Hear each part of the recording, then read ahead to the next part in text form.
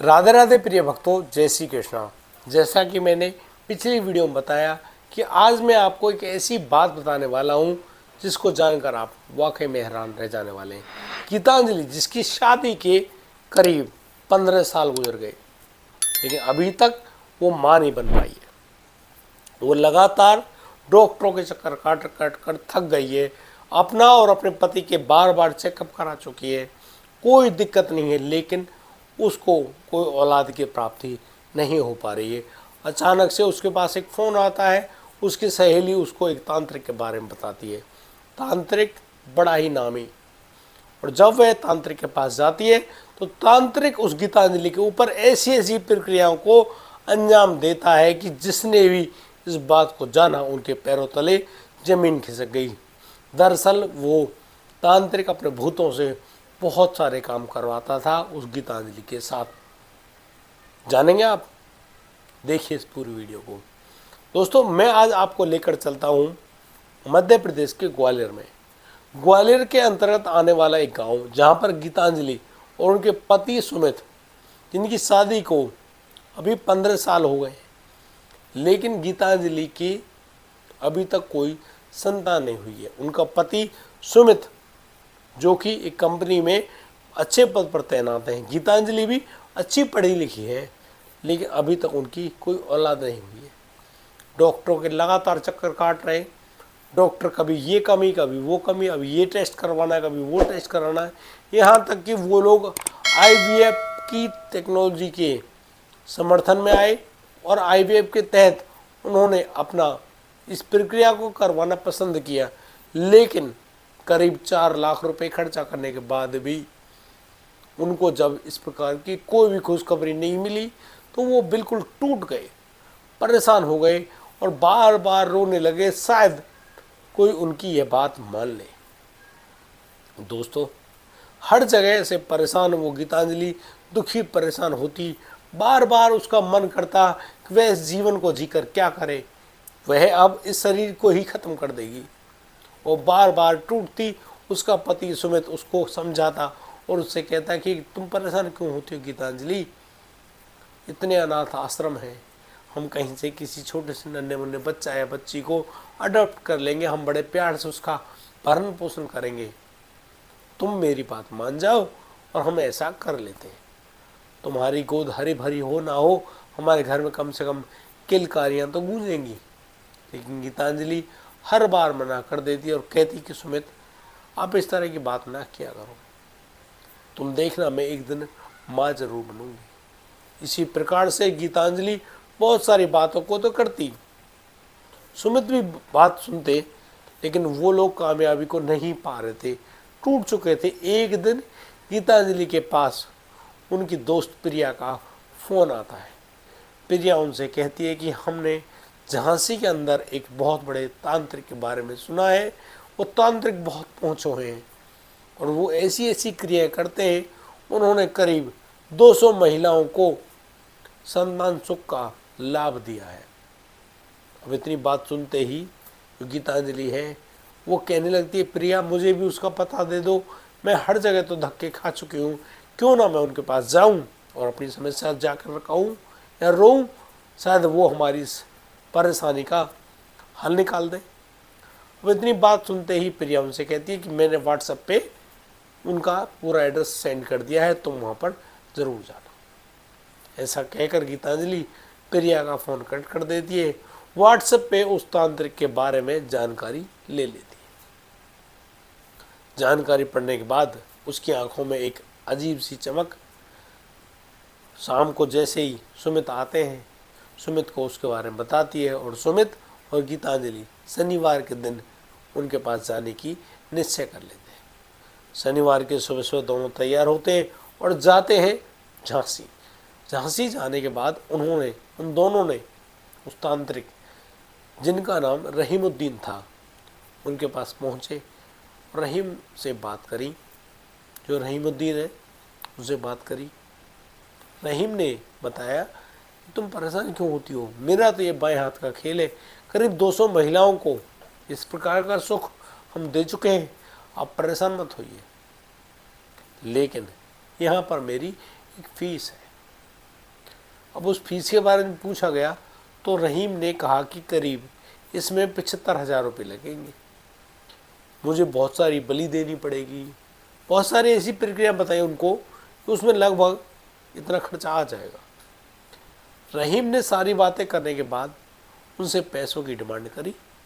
तो यहाँ जो सुमित है अच्छे खासे कमाते थे, उन्होंने 50,000 रुपये रहीम को दे दिया और कह दिया कि आप उस प्रक्रिया को अंजाम दीजिए, 25,000 रुपये मैं आपको दे दूँगा।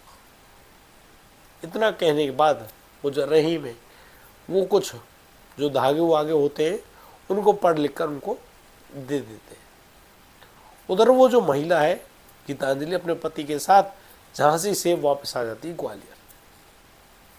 उधर रहीम अपनी उस पूरी प्रक्रिया को अंजाम देने की तैयारी में जुट जाता है।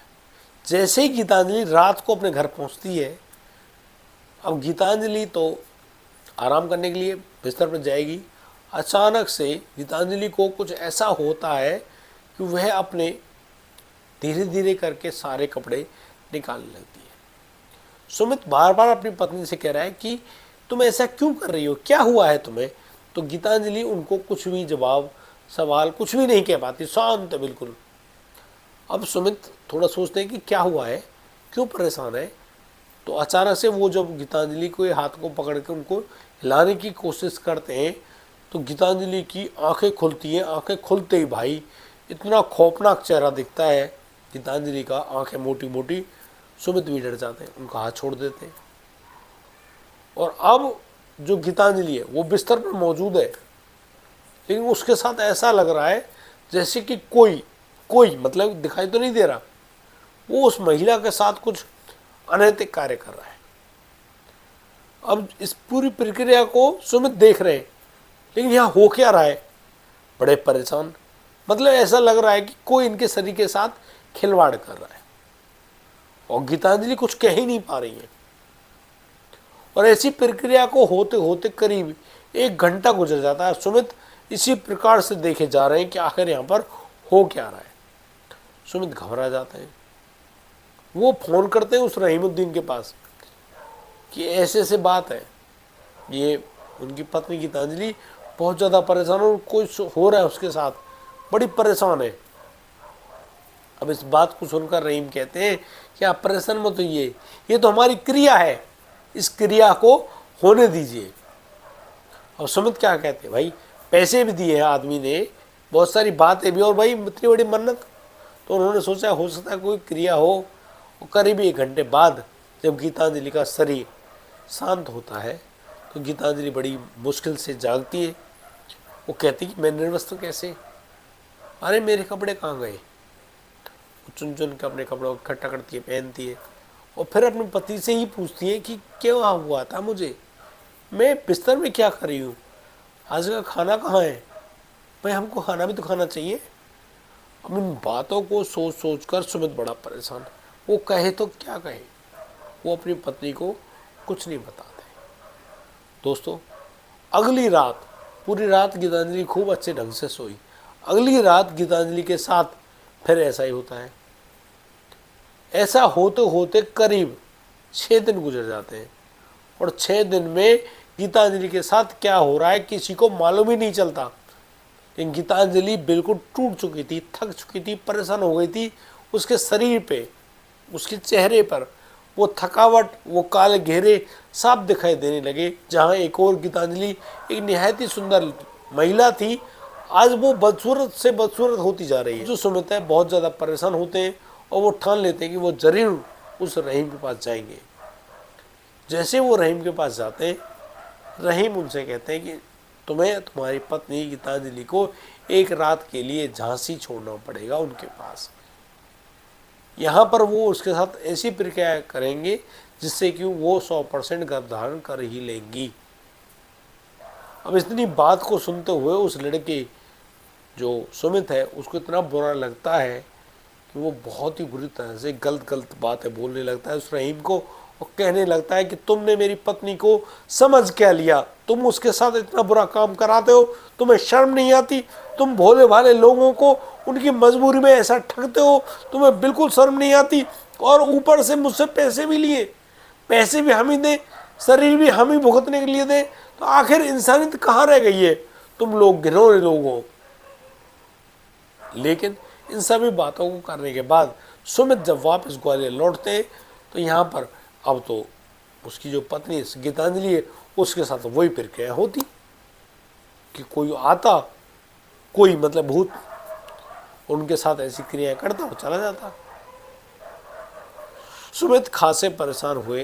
एक दिन वो वहाँ पर एक मंदिर है, उस मंदिर में परेशान होते हुए गए। संत भगवान बैठे थे, उनके सामने वो रो पड़े।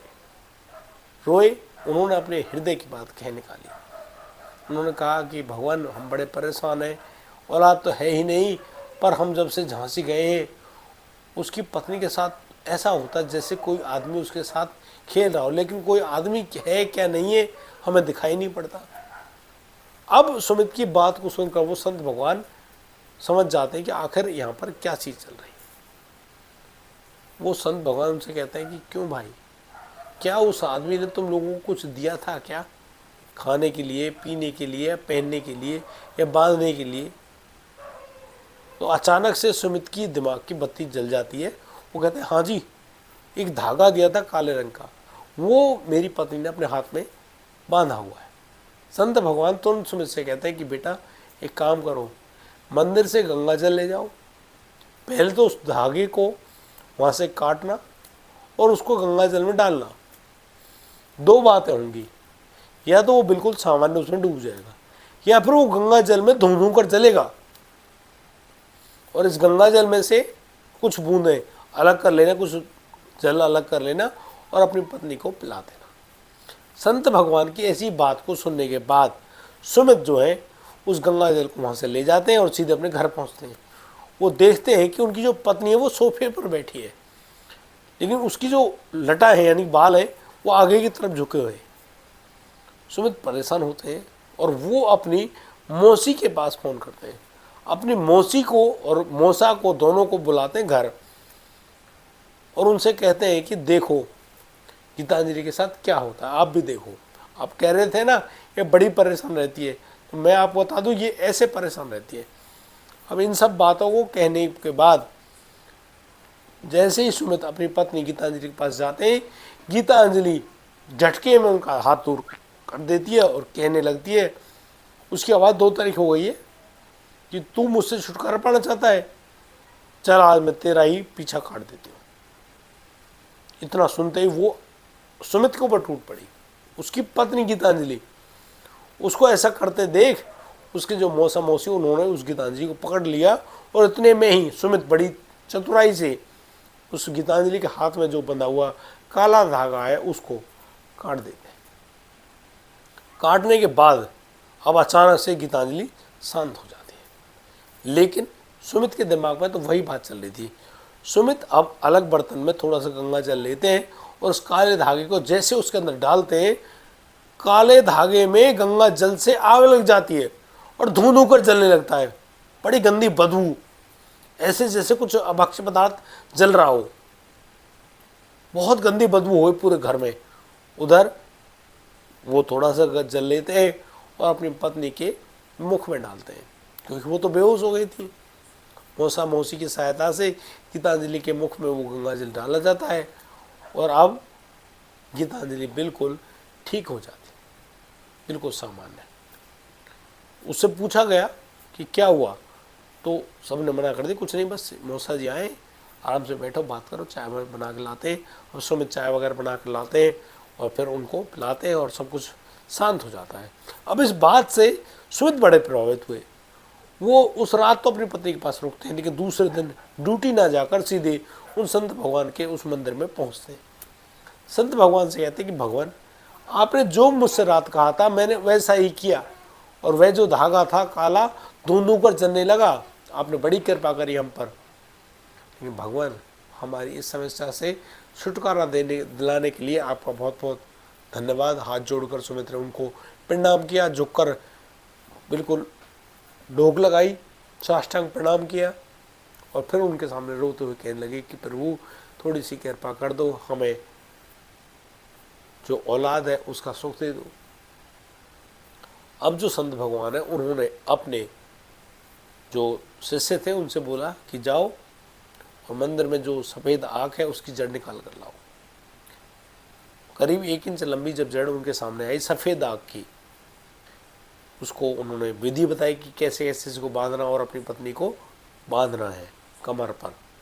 सुमित ने जैसे इस प्रक्रिया को अपनाया, सुनिश्चित समय पर गीतांजलि को पहला ही मासिक धर्म आया और पहले ही मासिक धर्म में उसने अपने पति को बताया कि मैं बहुत जल्दी आपको खुशखबरी देने वाली हूँ। और करीब 1 महीने बाद गीतांजलि ने अपने पति को बताया कि वो गर्भवती है, क्योंकि उसने टेस्ट करके देखा। और दोस्तों सबसे बड़ी बात, करीब 8 महीने बाद गीतांजलि ने एक सुंदर स्वस्थ बच्चे को जन्म दिया। बच्चे का नाम रखा गया शिवा, और शिवा के जन्म होने से पूरे परिवार में खुशियां ही खुशियां फैल गईं। सभी लोग बड़े खुश हुए, बड़े ही प्रसन्न। और उधर सुमित और गीतांजलि दोनों सीधे पहुंचते हैं संत भगवान के पास और उनको बहुत बड़ा बड़ा धन्यवाद कहते हैं, उनको प्रणाम करते हैं, उनसे कहते हैं कि प्रभु हमको अपनी शरणागति में ले लीजिए, हमारे जीवन का उद्धार करने में आपने बहुत बड़ी भूमिका निभाई है। मैं बारंबार आपको प्रणाम करता हूँ और हमें अपनी शरणागति जरूर प्रदान कीजिए। संत भगवान ने उन पर कृपा करी और उनको अपनी शरणागति जरूर सौंपी। और दोस्तों उस जड़ का इस्तेमाल करने किस प्रकार से किया जाए, इसका जो बात है वो अंत में मैं आपको पूर्ण विधि से बताऊंगा। उस विधि को जरूर जान लीजिएगा ताकि आप लोग कोई गलती ना करें।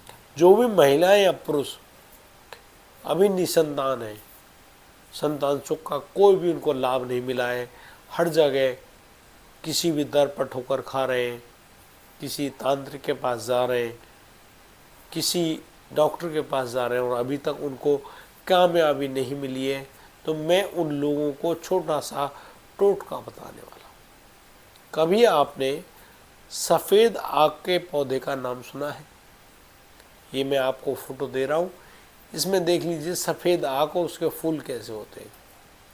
आपसे विनती है कि इसको किसी बड़े आदमी की मदद से इसकी जो जड़ होती है उस जड़ को आप थोड़ा सा टुकड़ा करीब 1 इंच के लगभग निकाल लें और फिर उस टुकड़े को सफ़ेद रंग के धागे में बांधें अच्छे ढंग से, ताकि वो खुल के नीचे ना गिर जाए। और उसके बाद सोमवार के दिन जब चांदनी रात हो यानी कि शुक्ल पक्ष हो, भगवान भोलेनाथ का सुमरन करते हुए अपने जो ये कमर होती है ना उसमें बांधना है। लेकिन इस प्रक्रिया को करने वाली केवल महिलाएं होनी चाहिए। और दूसरी बात, जब वो मासिक धर्म से हो तब इस उपाय को ना करें।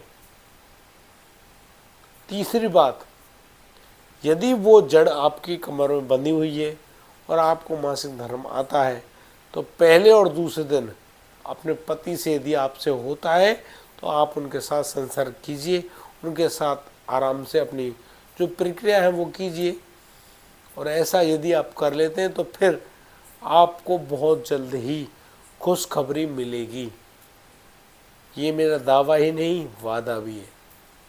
लेकिन आपको भगवान शिव का नाम सांब सदाशिव सांब सदाशिव, माँ अम्बा के साथ हे भगवान भोलेनाथ आप हमेशा ही हमारे हृदय में विराजते रहें, इन शब्दों का जरूर उच्चारण करते रहें। और आप एक बार करके तो देखें, आपको यदि लाभ ना मिले तो मुझे बताना।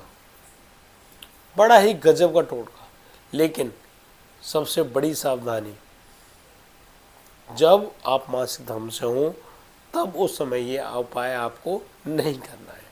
बाद में तो भले ही चाहे कुछ भी हो, और तब तक नहीं खोलना है जब तक आपका बच्चे का जन्म तक ना हो जाए। ये उस गर्भस्थ शिशु की बहुत ही अच्छे ढंग से सुरक्षा भी करेगा। इसीलिए मैं आपसे ये बातें बार बार कह रहा हूँ, जिनमें महिलाओं को परेशानी है वो इस प्रकार के उपाय को जरूर अपनाएं। आज के लिए सिर्फ इतना ही, अब दीजिए मुझे इजाज़त। राधे राधे।